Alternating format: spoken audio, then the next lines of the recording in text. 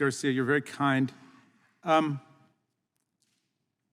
Mr. Epps does not work for the FBI. Mr. Epps is not an FBI agent. It is perfectly clear he's just another conservative, right-wing person who participated in the mob violence. He was one of tens of thousands who participated, and he basically says his life has been turned into hell by this conspiracy theory because they've turned on him and tried to blame it on him. Apparently, all that he did is when the FBI put his name out as somebody who was there, he got in touch with them in a hurry in order to try to tell exactly what he knew and what he didn't. And for that, he's been made into a sacrificial lamb. And the entire conspiracy, which certainly lies a lot more with Donald Trump and his inner circle than with one guy who showed up at Donald Trump's urging, is now being blamed on him in this desperate attempt to distract everybody from what really happened. But here's the thing that gets me about that,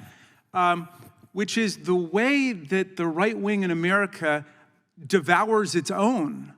I mean, I have watched Donald Trump utterly destroy the lives of people around him, people who went to work for him, people like Michael Cohen, people like Cassidy Hutchinson. Look what they're doing to Liz Cheney and Adam Kinzinger. Mike Pence, hang Mike Pence. He hung his own vice president out to dry. The mob was after Mike Pence to assassinate him, to hang Mike Pence. They had a gallows and a noose outside. They unleashed him.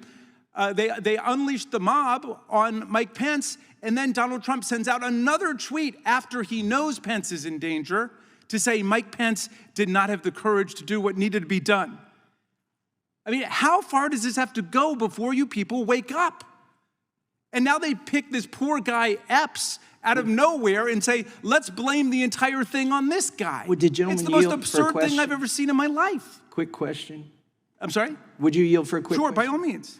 Mr. Epps was in front of the January 6th committee, and we were told that a transcript of his interview would be released, but it's never been released. And I wondered, was he sworn None of the transcripts have been released, so you don't need a conspiracy theory about that. We haven't released any of them. Were you present when he was interviewed? That would give me some... No, I was not. I was not. We've done more than 1,000 interviews. You guys are trying to make this poor schmuck who showed up to your protest into something a lot bigger than he is.